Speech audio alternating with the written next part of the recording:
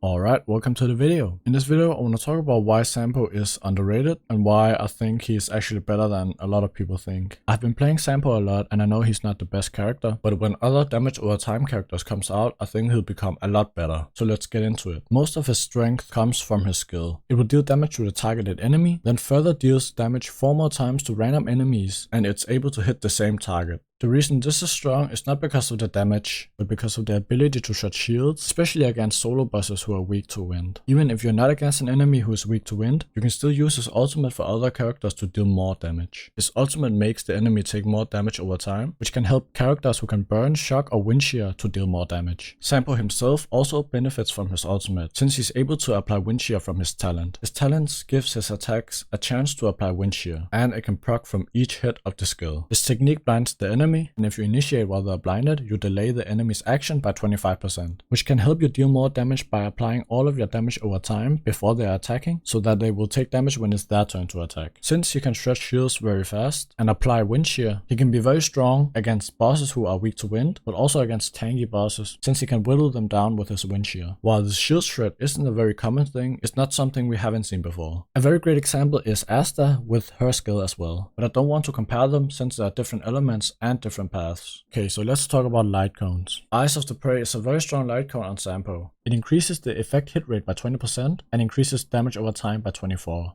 It will basically help you apply wind shear and make the wind shear do more damage. However, I do think that Fermate is a very strong option as well, and actually the best option, at least for me, because of the passive that synergizes very well with his kit. It gives break effect damage and increases the damage against enemies with shock or wind shear, which he himself can apply. You can also use the 5-star Lightcone if you're lucky enough to have it. It will make you do a lot of damage with his abilities and wind shear as well. Keep in mind that wind shear is a debuff as well, so you can easily make use of the whole passive. I don't recommend any of the 3 stars since I don't think they're any good, but if you don't have any other options, I think Void is a decent option, but that's about it. Depending on how you want to use SAMPO, you might not need to level up all his traits.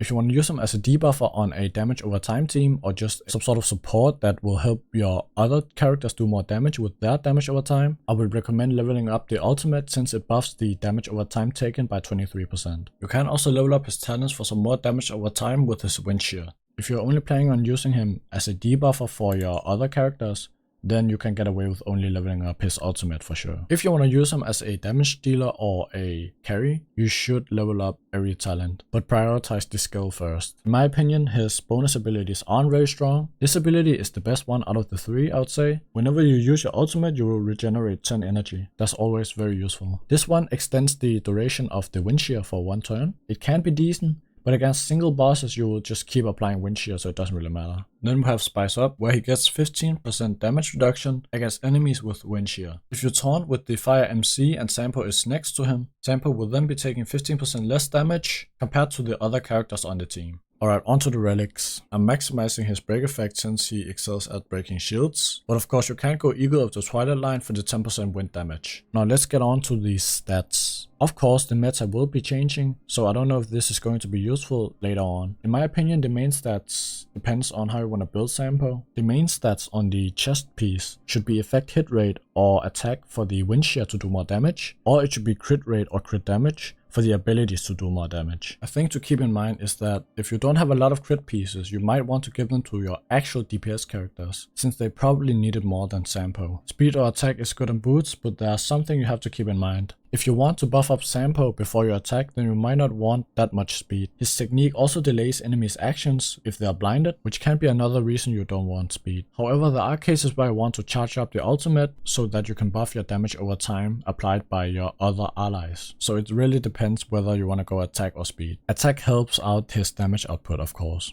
For the substats, they can be everything that helps out his damage. So break effect, effect hit rate, attack, crit, and some speed is pretty decent too. His Eidolons are pretty decent, I'd say. His E1 will make his skill hit 1 more time, which is very good because it will shred shields even more, it will deal more damage, and it will apply more wind shear. His E2 is alright. Whenever you kill an enemy with the wind shear, you will have a 100% base chance to inflict wind shear to all enemies. His E3 will level up his skill 2 times and level up his basic attack 1 time, which of course is a damage boost. His E4 will do 8% 8% wind shear damage to enemies with 5 or more stacks of wind shear. His E5 will level up his ultimate 2 times and his talent up 2 times, which is a huge damage boost as well. And his E6 will give him 15% more wind shear damage. I have a couple of teams that I think SAMPO could be very good in. One of them being a damage over time team, where we have SAMPO and another damage over time dealer. It could be Serval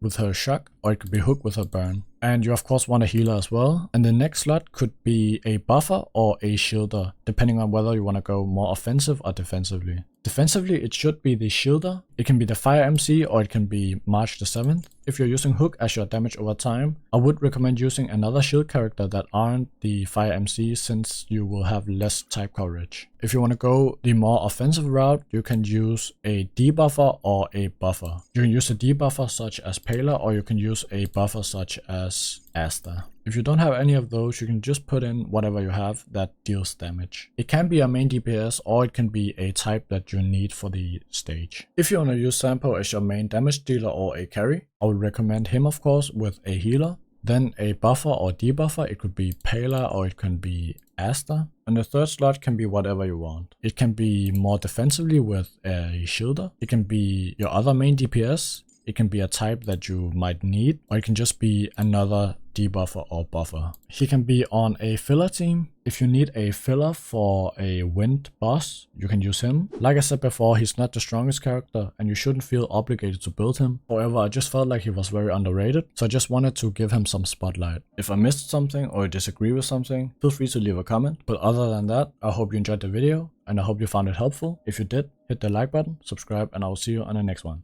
Peace.